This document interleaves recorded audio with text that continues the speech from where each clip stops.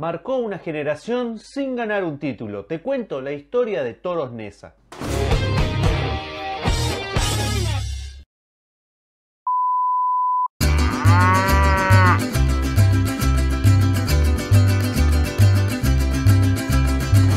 Todos tenemos algún lugar que no queremos que nadie vea. Esas fueron las palabras con que una delegación FIFA intentó rechazar a Ciudad Nezahualcóyotl como sede del Mundial del 86. Para la casa madre del fútbol, Neza estaba fuera de sus estándares de calidad, o simplemente mostraba una cara que a pocos convenía que se viera.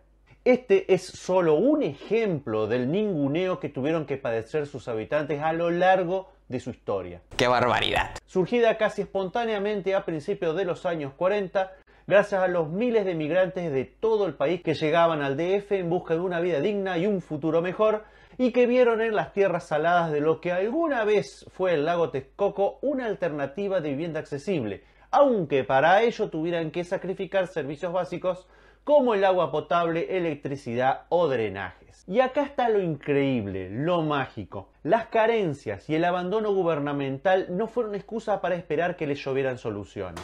Al contrario, si algo faltaba, sus moradores se organizaban y conseguían salvar los inconvenientes. No exagero en nada si te digo que Ciudad Nezahualcóyotl fue levantada por los mismos desatlenses. Suena fácil, pero es dificilísimo. Y así se fue configurando un lugar único, con los quilombos que toda urbanización de este tipo puede llegar a tener, pero que forjó una identidad propia. Un espíritu pasional, combativo, solidario, con un toque anárquico no exento de belleza, del que supo impregnarse y reflejar el Toros Neza de mediados de 1996.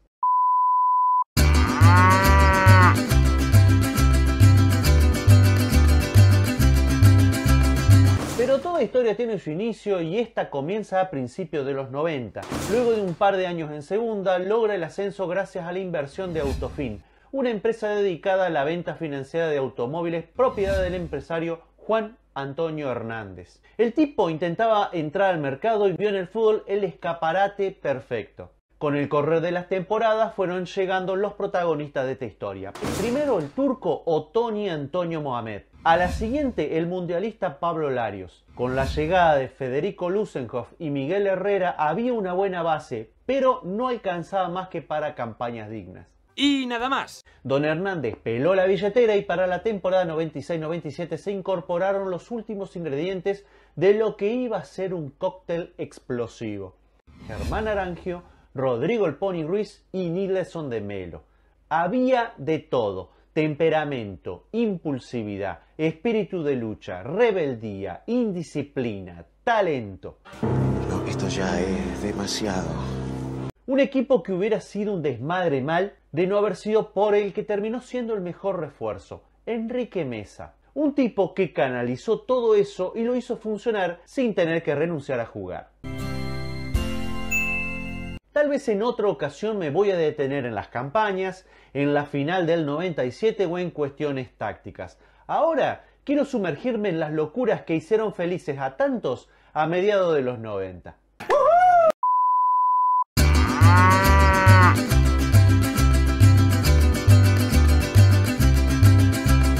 Pasaban las primeras fechas del torneo 95-96, el equipo de Carlos Reynoso andaba a los tumbos y el descenso se veía como posibilidad bien cierta. Pese a eso se empezaron a ver muestras de la mística de este grupo. Ok, comencemos. Esta, como varias más, tiene como protagonista a Antonio Mohamed. Para los que no lo vieron jugar, digamos que era un jugador talentoso, de buena pegada y algo díscolo. Y como todo pibito de esa época, muy apegado a la moda. Pulserita, vincha, calza y melena hasta los hombros formaban parte de su outfit. Hasta un día. Una noche íbamos a jugar una liguilla y de repente apareció Tony Pelón en la comida y todos, chale, güey, porque era siempre de greña larga. Sí, trae el pelo, llegó y con apareció el pelo Pelón, largo, pero sí. pelón a coco. Chale. Llegó a la cena y había 8 pelones. Entonces empezaron a jugar acuerdo y de repente todo el equipo pelón. ¿Por qué no le queda de otra? La trama oculta la explicó el mismo Mohamed años después. Resulta que Reynoso estaba empeñado en que se cortara el pelo. Era tal la insistencia que, fastidiado, decide raparse. Sí, adiós larga melena. ¡No! Esa misma noche, el Tony y algunos secuaces, todos ya en la misma calva situación, deciden en tono de broma, maquinita en mano, cortarle un mechón a cada uno de sus compañeros que, al notar el estado en el que habían quedado, optan, sin más remedio, por seguir la moda. Pero esta no es la única historia en la que se involucra sesiones de peluquería. Ah, ¿no? A la temporada siguiente, ya con Mesa en el banco y con la llegada de torneos cortos, como festejo de haber entrado a la liguilla del 96, el plantel completo salta al campo luciendo llamativos colores en su cabellera. Entre medio, una de la que el mismo Herrera fue responsable.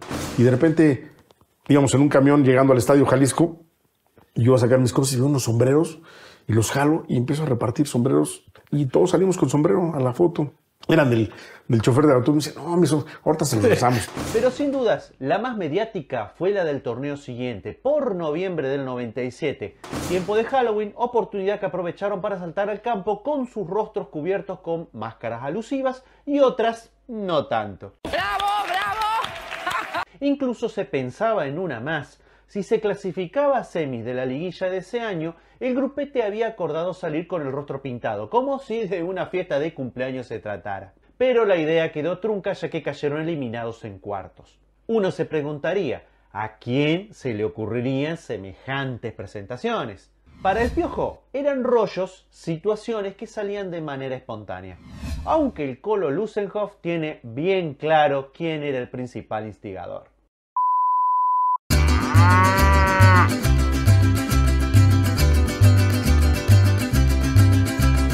Para la temporada 96-97 llega Enrique Mesa, quien encontró un equipo casi perfecto para sus aspiraciones de crecer en esto de ser entrenador. Alegre, bromista, entusiasta y unido. Aunque toda regla tiene su excepción, y en este caso la excepción es Nildeson da Silva Melo, mejor conocido como Neney, un jugador que podía llegar a enloquecer a todos con su talento o con su poca, por no decir nula, profesionalidad. Para que entiendas a dónde voy, a Neney se lo podía describir con una sola palabra. Fiesta, fiesta, fiesta. Llegó para los torneos del 96-97 y pese a que ya se le veían las mañas, enamoró a la dirigencia a base de talento y goles. Pobres, no sabían la que se les venía. ¿Pero qué ha pasado? Iniciaban los entrenamientos para la segunda parte de la temporada y ni rastro de Neney. ¿Por dónde andaba? En Brasil.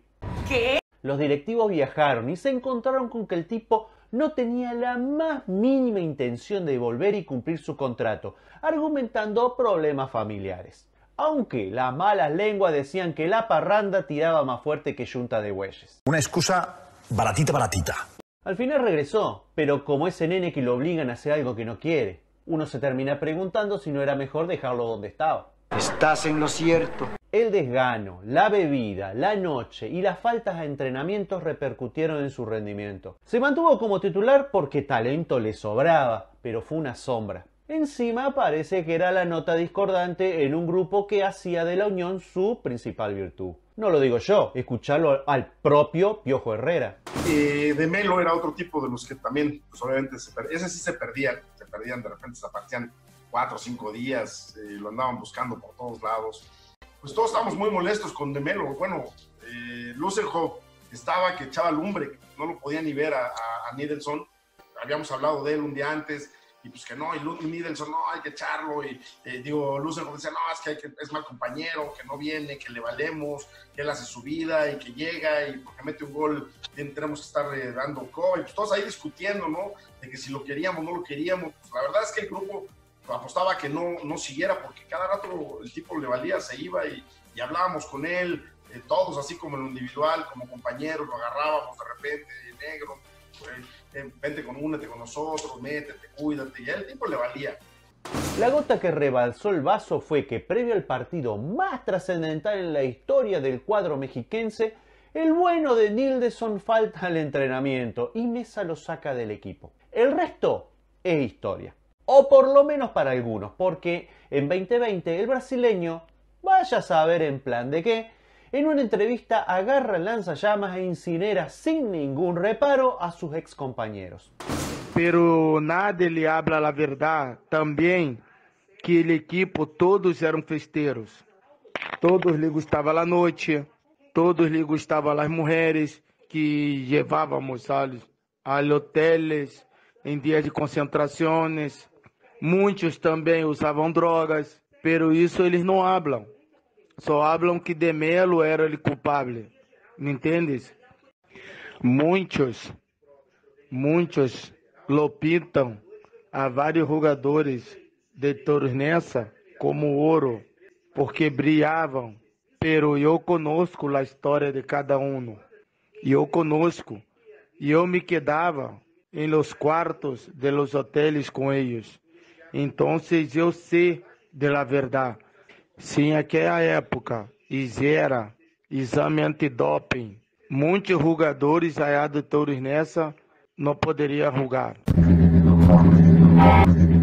Y remata con una frase que lo pinta de cuerpo entero. Desde una perspectiva psicológica tiene una personalidad, digamos, especial. Quedará en cada uno dar crédito o no a esas palabras. Lo que hace ruido es que ninguno salió a contestarle, solo prefirieron ignorarlo. Y en mi barrio dicen que el que calla, otorga.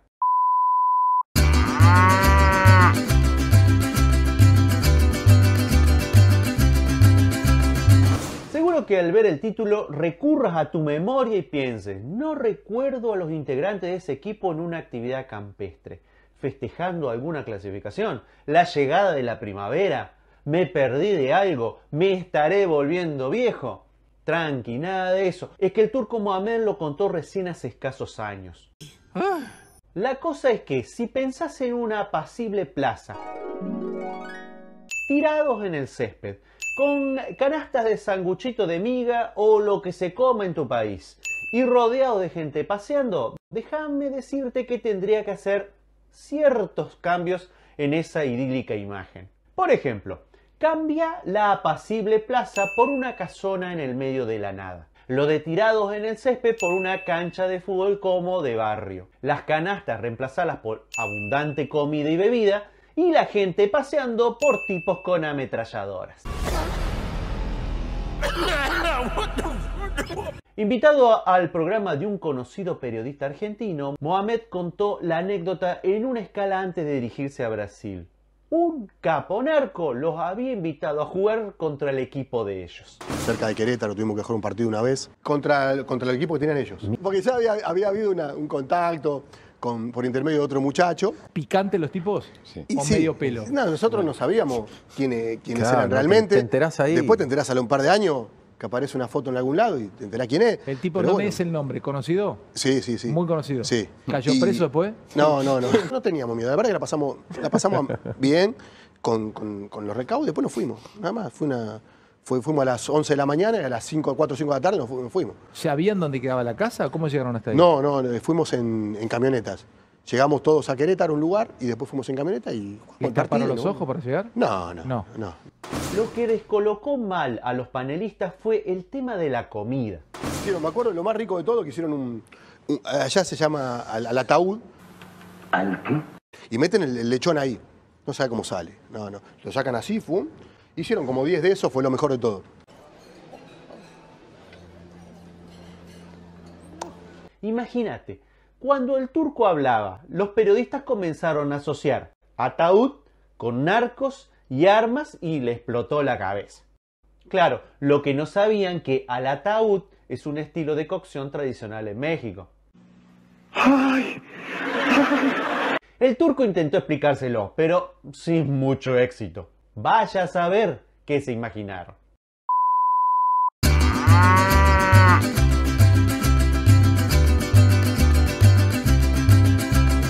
Siguiendo con el tema de los partidos no oficiales, nos vamos a otro que no tuvo la camaradería de aquella finca cerca de Querétaro. Hablo del tristemente célebre partido contra los jamaiquinos.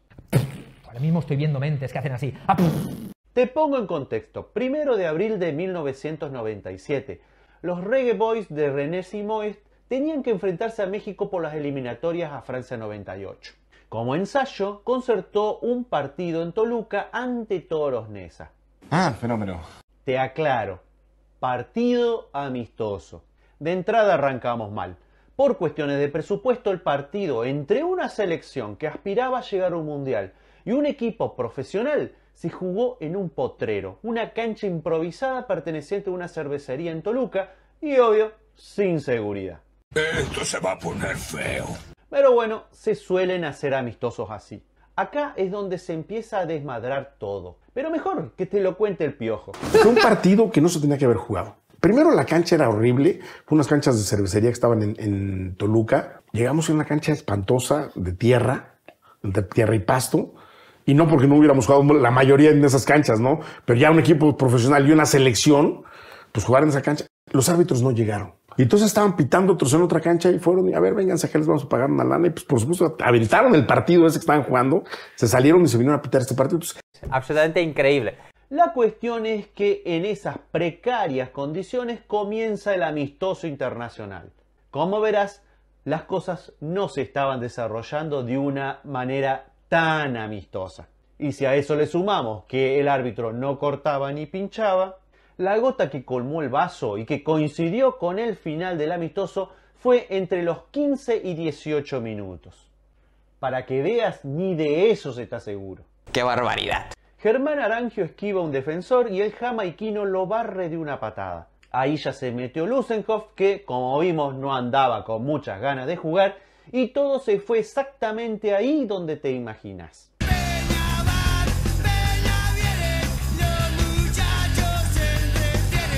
¡Qué tristeza! Y como a las patadas no alcanzaba, todos fueron a buscar cualquier objeto que pudiera usarse para abrirle la cabeza a un circunstancial contrincante. Por Dios, ¿qué es esta locura? El que se enteró bien poco de lo que sucedió fue el Pony Ruiz, al que le apagaron las luces de un zurdazo. Pobre chileno, la ligó sin comerla ni beberla. Más acá en el tiempo, López Meneses, uno de los más exaltados de esa tarde, agrega un detalle a la historia casi a modo de reclamo. Detalle al que Arangio, 2 años antes, ya le había puesto nombre y apellido. Tal vez no metieron mano, pero bien que el turco estuvo mezclado en algunos careos y el Piojo, bueno.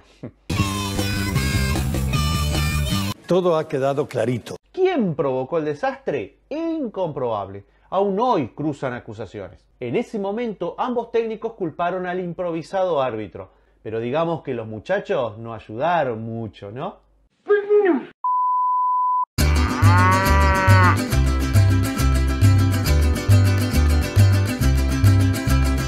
Pero no todas las batallas fueron a las trompadas. Hubo otras que se dieron al interior del equipo y no es del tipo que estás pensando. Ah, ¿no? Para que entiendas a dónde quiero llegar, fíjate en esta imagen y decime, ¿cómo es posible pasar de esto a esto? Obvio que hay una razón de peso. Y es que si bien el turco Mohamed era un jugadorazo, uno de los mejores del país, tenía un problemita con el sobrepeso. Evidentemente. Un temita que parece tenía preocupado a Juan Hernández, el dueño del club, por si no te acordás. Yo arreglé un contrato y él me decía, bueno, usted, si arregló el contrato y le voy a pagar tanta plata, se va a tirar, va a engordar y no me va a rendir. Entonces yo le voy a pagar tanta plata, pero si usted pesa esto, le descuento el sueldo, si no está en su peso. Bien. Entonces, por quincena. Digo, vamos a hacerlo por mes, no por quincena, me dijo. Bueno, listo.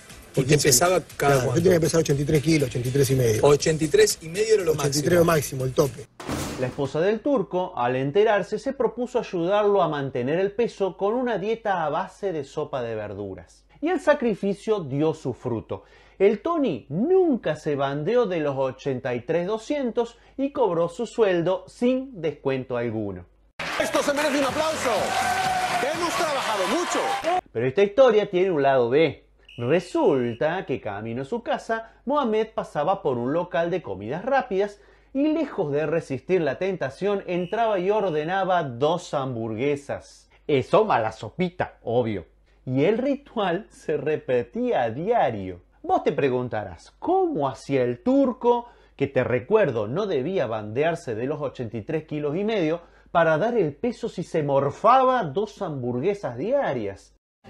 Y eso es lo que le preguntamos todos. La respuesta es que básicamente no daba el peso ni ahí. ¡Lo sabía!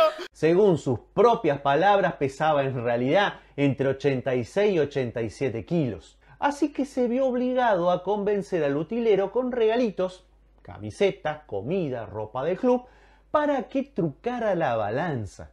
¿Qué pasa? ¡Sos un hijo de... De ese modo, evitaba el descuento de salario, el disgusto en casa y mantenía su cuestionable calidad alimentaria. Pero hubo una vez que casi lo agarran. Un día, al llegar a entrenar, el utilero le advierte que habían sustituido la balanza trucada por una electrónica. Y el turco se puso manos a la obra. O casi. ¿Qué pasó cuando vino con la balanza electrónica? ¿Qué pasó? No, la rompimos toda. Llegó un día con una balanza. Claro, agarraron la balanza electrónica, el sustituto dije, no, nosotros la traemos, tranquilo. Cuando la trajeron, le dije, muchacho, eso no puede llegar. ¡Ay, se cayó! ¡Uy, se rompió! El turco no se pudo pesar ahí.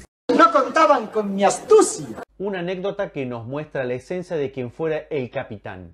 Pícaro, atrevido y rápido de mente como pocos jugadores en aquella época.